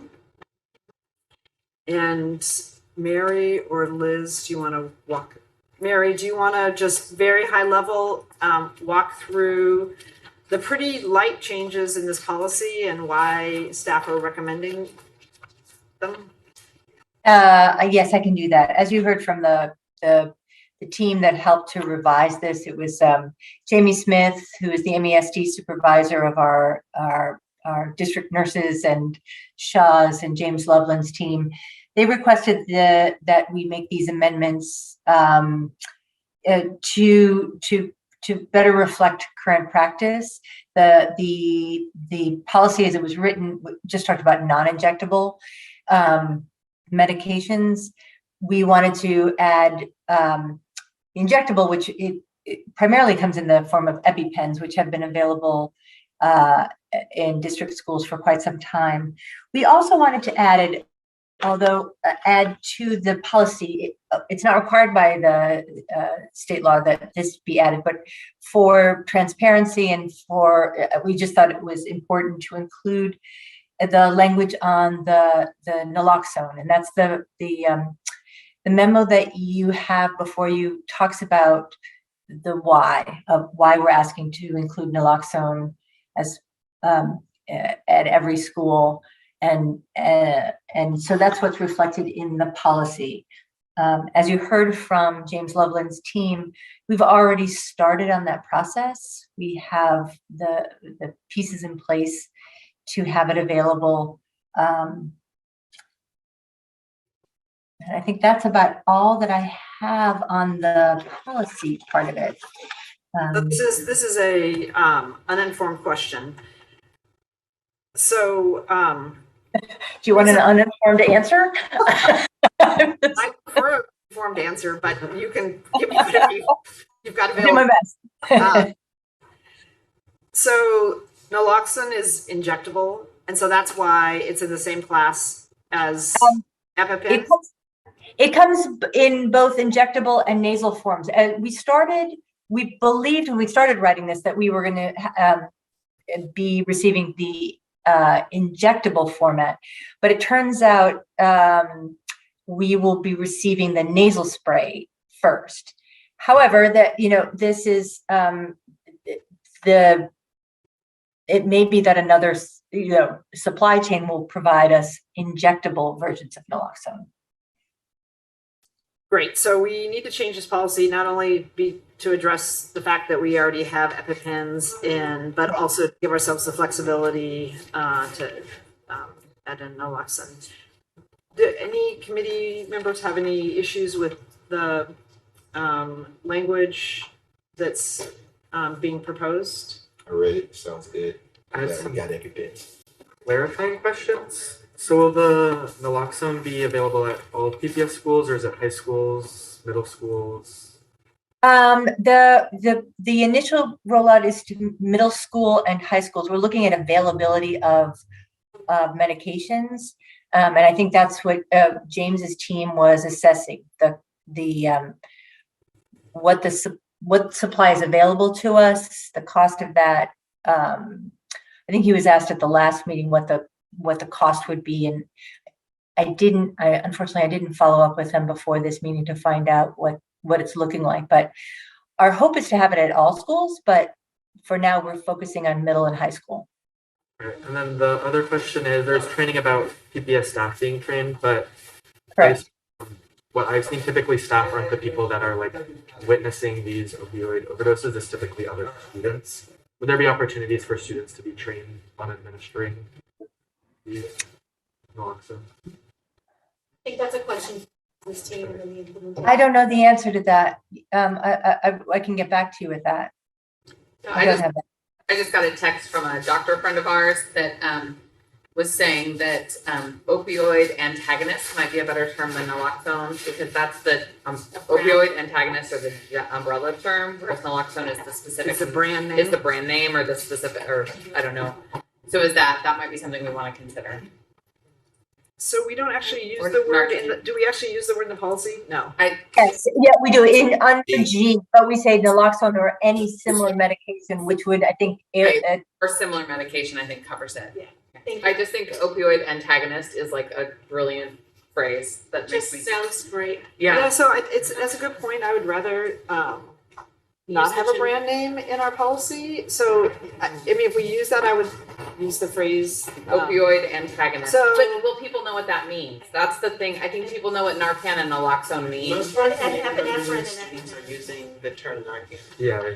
Narcan is the So that's what generic. my son was telling me about, because my son has actually had to administer Narcan on several different It's like occasions. Kleenex, right? We use the word Kleenex even though it's a brand name to mean Xerox. tissue, or Xerox, like Narcan, I think. I have a couple of questions about So training. just we move sorry, before we move off this under E, do we want to look at that specifically, and we can change it to naloxone and then put in parentheses Narcan, and then I could say or any. What was your term, Ailey? I'm sorry. Opioid antagonist or a similar medication. So I think that makes the policy more timeless. And again, I think just not great practice to put in like we wouldn't put I'm a little, You think Yeah, somebody's gonna say, just we all can the only use naloxone? we don't have anyone who works in MASD or James's team here, so I think we should run that language. That's great, let's do that. But I do think we wanna have it so people understand it, where so if naloxone or Narcan is the term people understand. But we also wanna make it timeless so that as terms change, there is still something people understand. Yes. So all things to all people.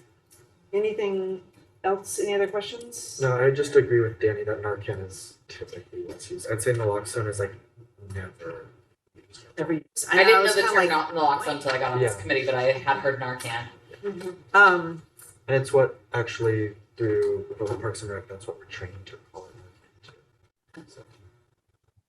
I just have. Go ahead.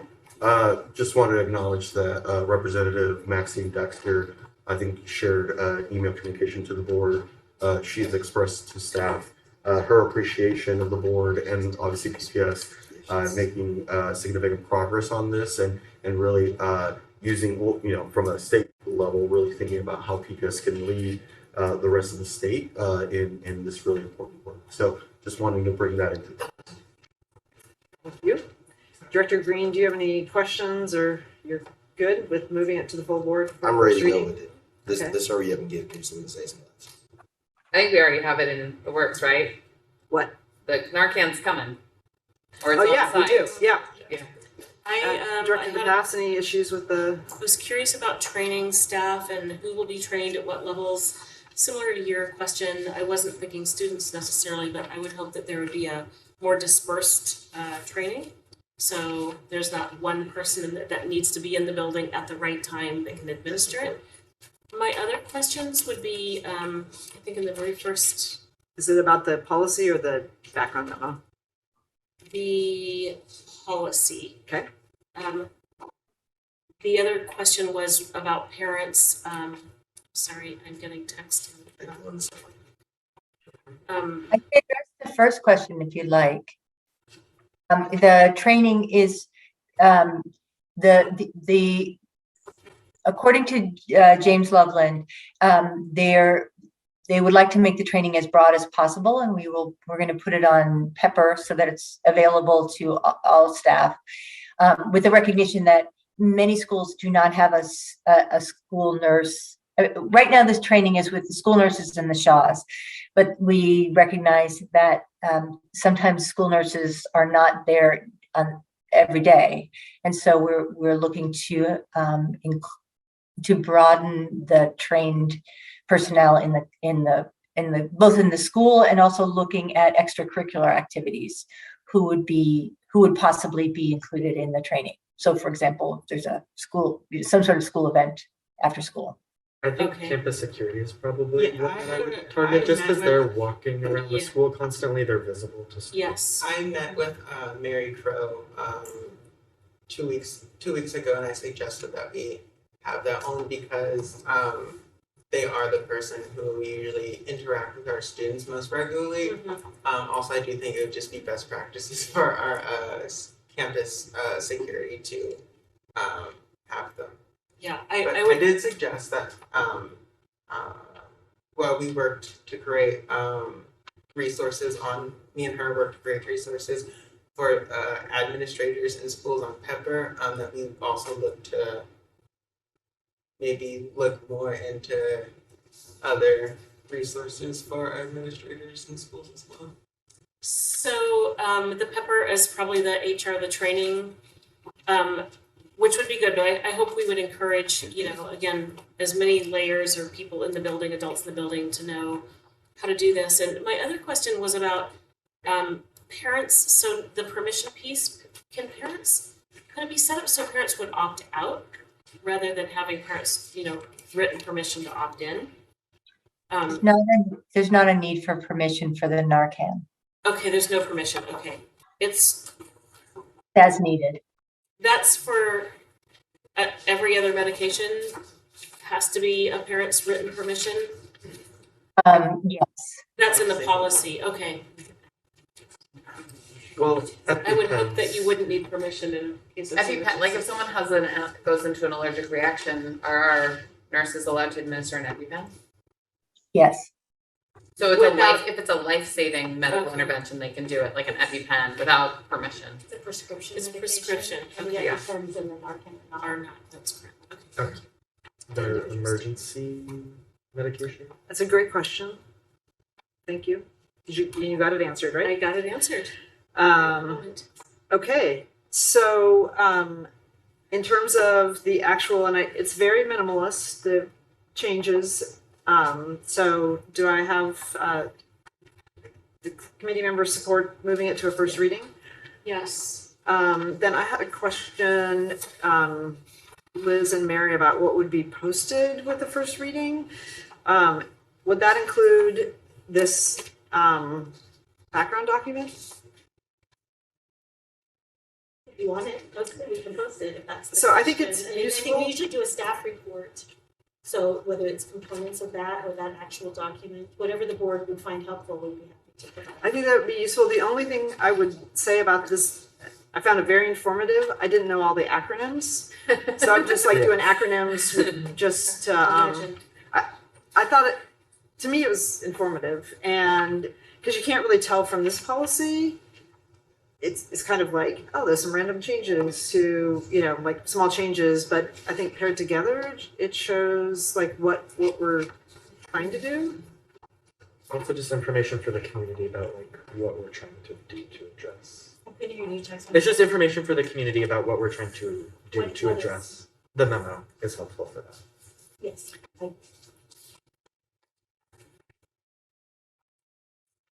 Right. Okay, the last agenda item, actually we have two. Time perspective.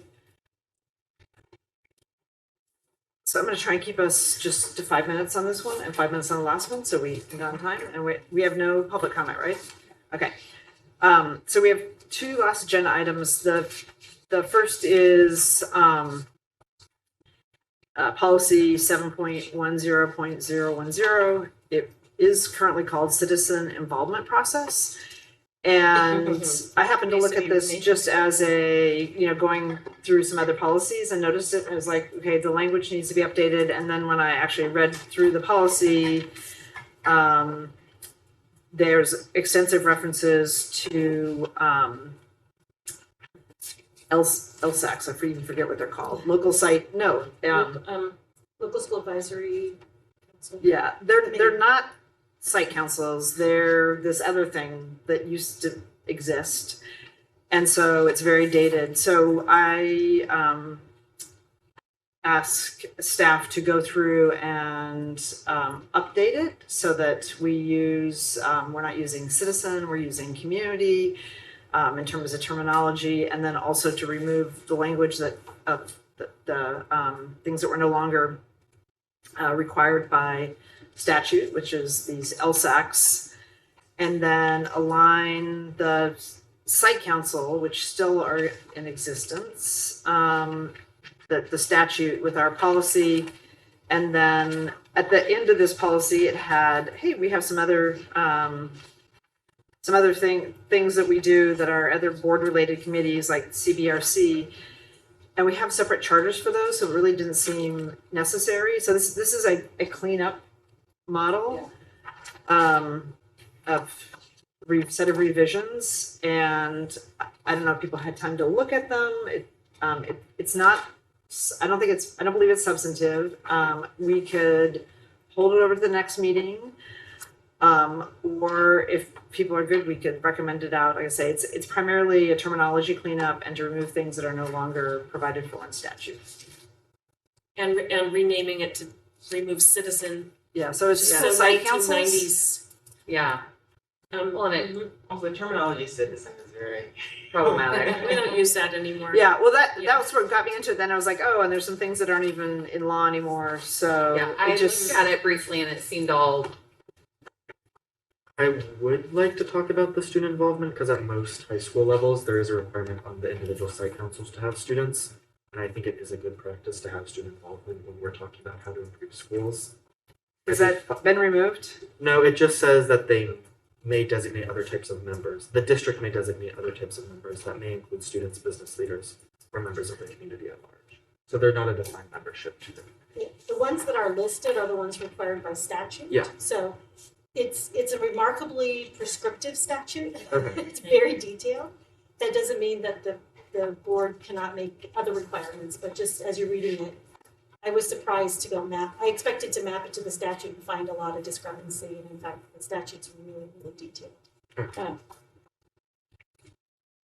I'd be fine moving it forward, just like at Okay. some point. I'm not talking, I just Yeah. to give a framework for what you're reading, because it wasn't intuitive to me when I dug into it. Yeah, there's actually, maybe this is also an issue for next year's DSC, but so the question is like, do all schools currently have site councils? And do they follow the law? Is probably a good question. No, they do not. 100%. Yeah, I mean, some Our policy, the thing we learned at charter that you didn't know is our new standard is we need to be legal. That's the bare minimum. The floor is follow the law. Yeah, yeah, and then we can The go from ceiling there. is Brilliance. Brilliance. Brilliance. Brilliance. So I'm gonna, as the policy committee, I wanna make sure that our policy follows the law. And then we need to make sure our implementation of the policy. Well, and I think that's a good question for the superintendent, and the chief of school, the deputy superintendent, on the school side. I can't remember the title right now, but that is a good question. But then I would say the district student council, another question would be, is that's a way for students really to be involved directly in what's happening at your school versus the district student council, which is more district-wide. Yeah, because we have safety councils, equity councils that both have prescribed membership for students, at least at Cleveland. Yeah. Yeah. But not site council. Well- And with the high turnover in principals at certain schools, Cleveland, the site council is kind of been like pushed to the side. Well, It also my makes sense. expectation then would be that, I mean, I've never, it's not very often where you have like competitive, like, not anybody who wants to serve can't serve. That doesn't happen not at very the often. schools I went to. There's a sharp elbow situation. Some of these schools that you would get on that you could speak. So I'm gonna guess you're almost done, is like a question, I would say maybe for next year's DSC, if you want to make a recommendation that I think we can be more prescriptive than the law, correct, Liz? Yes. Yeah, so we could be more prescriptive than the law, but maybe let's see if there's a recommendation Yeah, from the I would DSC. think it's good because, well, I enjoy the work that we do with the district. Not every student wants to do that, which is fair, and some would just like to focus on their own school and community. Okay. I wonder if, to answer your question, because the legal team did the line up to the current law and statute and tried to provide cleanup, but I think having Jonathan, the superintendent, Dr. Proctor, the names you just mentioned, look at it and think if there are other pieces before it gets voted out first reading might be a helpful next step. Okay, we'll hold it over. Yeah. I mean, just by us even doing cleanup, I think raises the question is like, are we following the law?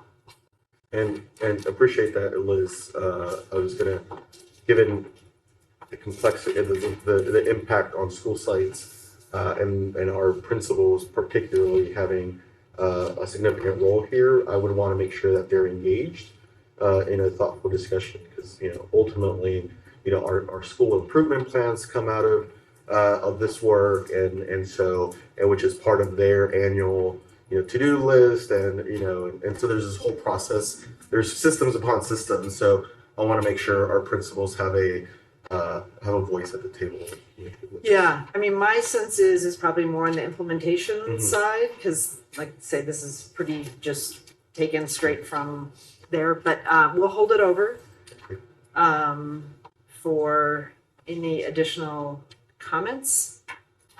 And I guess if the DSC wants to have create a point of view between now and the next policy committee meeting, you can. I will have a point of view. The district student council may also have a point. Okay.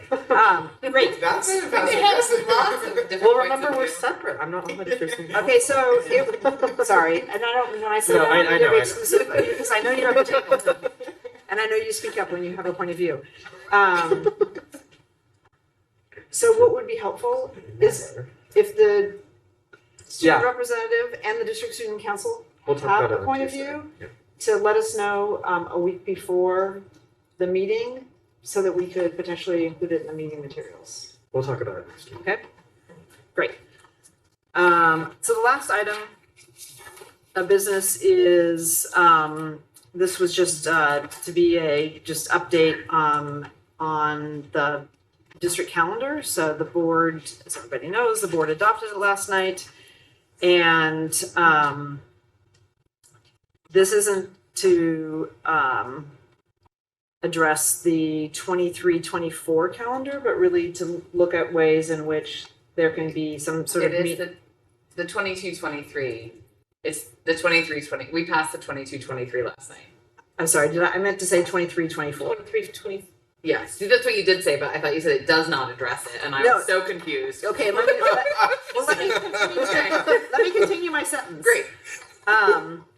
So I think what the staff had already indicated that in not next year's, but future years, that there would be a very intentional conversation about all of this and ways to address it. And so this is more of a shorter term 22-23, what might be an overlay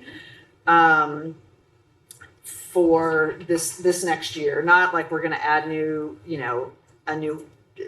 holiday, or that we're going to like move the start or the end of the calendar year. That's all set. Yeah. But that there are definitely ways in which through scheduling we can send a message that we're a more inclusive district. And so that's going to be I'm going to call it the interim body of work, because that other body of work is going to happen, and have just prior to this meeting connected with Jackson and Danny, and the course, the committee staff around just getting a work group of what that might look like. And we've had a number of different other districts how they approach it. I like what you included from Fairfax. Yeah, so Fairfax, like Eugene has passed something, and Fairfax is interesting. It's actually an attendance policy that they incorporated into, Right. which is kind of a different. But they do have, like, it says on these days, there should be no new graded assignments, no tests, no field trips, no school pictures, no speakers, no assemblies, no sporting events, auditions or tryouts. Like, I mean, I think that's some of what we heard from some of the student speakers is, it is attendance, but this policy goes beyond just attendance. From Like school pictures. I mean, there's a whole host of things, and it's not just for our students, but also staff. And it's not just principals who schedule things, but it's a whole host of other entities and individuals that do that as well. In addition, so just the work group, one of the most important things is all of us non-lawyers are going to get a lesson in the constitutionality of how we would do this correctly.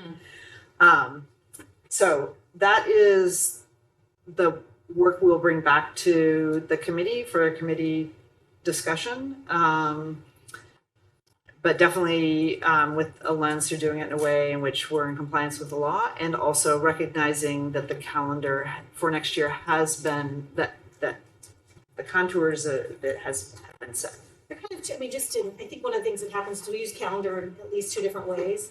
And then the strict, what you approved as a board last night calendar, it's like, when is school happening?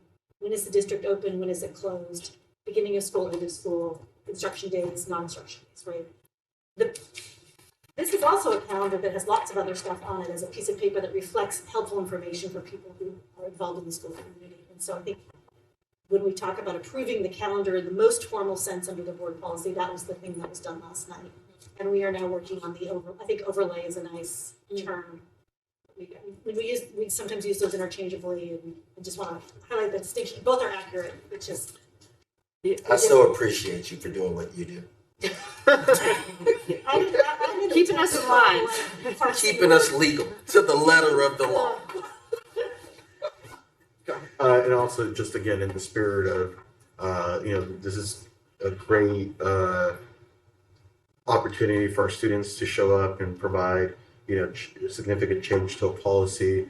There are, as you mentioned, other stakeholders, and so that need to inform and want to inform the conversation, like our school principals, athletic directors, if we go into the track of that work. So, as you saw me walking back and forth, that was with PAPSA, which is our a group of principals that we gather with, and we had this conversation. I offered that, or I said we would want your input, and Philippe Hirschtrick, who's the principal at Ida B. Wells, has indicated his desire to help this committee, make sure that we have input from principals and other, staff stakeholders.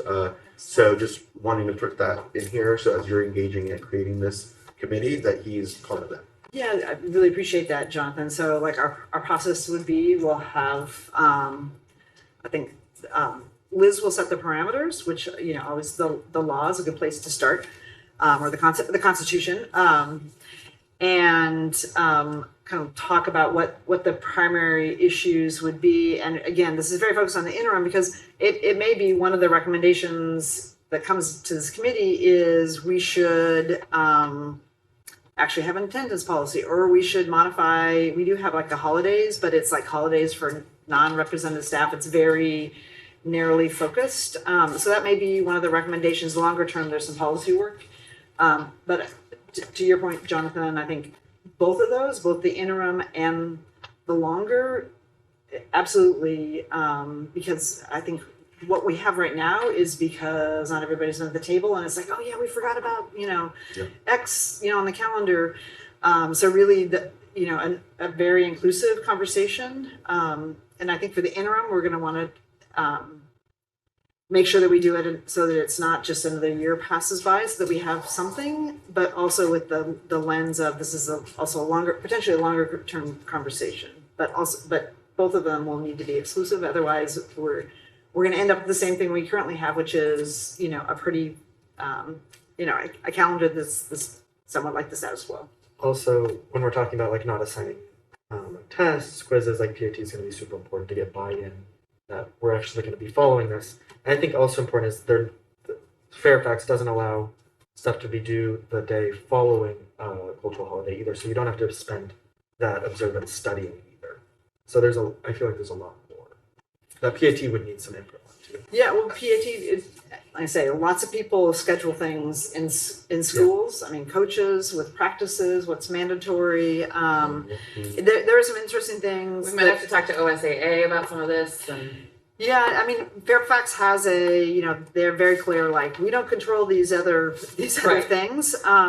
They also do, though, have at the district level, there's somebody who's responsible for certifying that they're in compliance. They also have like the school level administrators certifying that they are not, that they're complying with the observances around those days and the requirements. So this was mainly meant to just frame up the conversation. So next meeting, we'll have something, I guess just the last note is potentially also next meeting, we'll have something maybe from Director Pass as well. So just keep moving. Thank you. Racial equity, so I'm reviewing all of you have like 6 policies played. Just reviewing them, comparing them to best practices. Great, so Drafting something new for us to review. look forward to it. Yeah. So with that, I'm gonna adjourn the meeting. Thank you, everybody. Thank you.